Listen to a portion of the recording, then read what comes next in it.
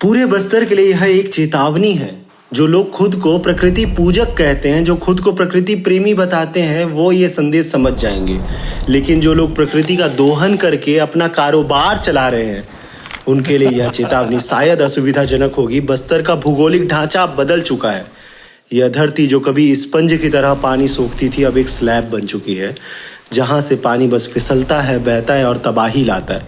पिछले कुछ दिनों की भयानक तस्वीरें और वीडियो हमारे सामने सिर्फ त्रासदी नहीं है, ये सवाल है, चेतावनी है और भविष्य की एक झलक है। कारण वही किताबी भाषा में प्रकृति का असंतुलन और मानवीय हस्तक्षेप है। बस्तर की नदियां इंद्रावती, संकनी, डंकनी, सबरी तेज ढलानों और तंग घाटियों से बहती है।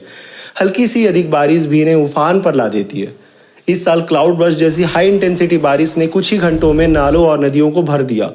जंगल हमेशा धरती को स्पंज की तरह संतुलित रखते थे, लेकिन लगातार अंधाधुंध वृक्ष कटाई और अवैध खनन ने उस सोखने की क्षमता को कमजोर कर दिया है। बेतहासा रेत खनन ने नदियों के प्राकृतिक तल को अस्थिर कर दिया है।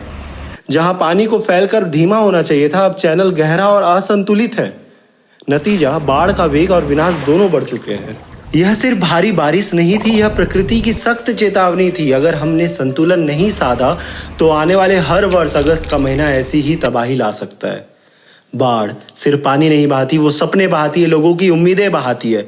IMD के आंकड़े कहते हैं कि पिछले 70 वर्षों में छत्तीसगढ़ और मध्य भारत में भारी बारिश की घटनाएं 3 गुना बढ़ी हैं। यह जलवायु परिवर्तन का संकेत है। कुछ जरूरी कदम जो उठाए जाने चाहिए थे, वो उठाए जा चुके हैं क्या? जैसे गांव-गांव में अलर्ट सिस्टम और सुरक्षित आश्रय स्थल बना क्या?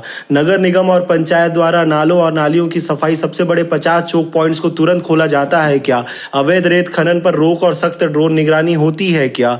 जंगलों की कटाई रुक रही है क्या? स्पंज सिटी कॉन्सेप्ट पर कोई काम हो रहा है क्या? नदियों के किनारे पर 30-50 मीटर बफर जोन और वृक्षारोपण हो रहा है क्या? जंगल पुनर्स्थापन में परंपरागत प्रजातियों का पुनः रोपण हो रहा है क्या? 1 in 100 ईयर फ्लड सिनेरियो के आधार पर विकास योजना बन रही है क्या? छत्तीसगढ़, ओडिशा, तेलंगाना के बीच नदी जल स्तर और बांध रिचार्ज की पारदर्शी प्रणाली और सशक्त हो रही है क्या?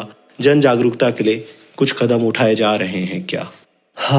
अगर हम अभी नहीं रुके तो अगले कुछ सालों में जगदलपुर, सुकमा, दंतेवाड़ा स्थायी जल भराव वाले शहर बन जाएंगे।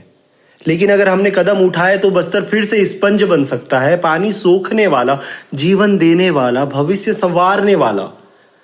प्रकृति चेतावनी देती है, पर सुनने वाला कान चाहिए। यहां तो विभागीय मंत्री महोदय ने एक भी बयान नहीं दिया इस पर।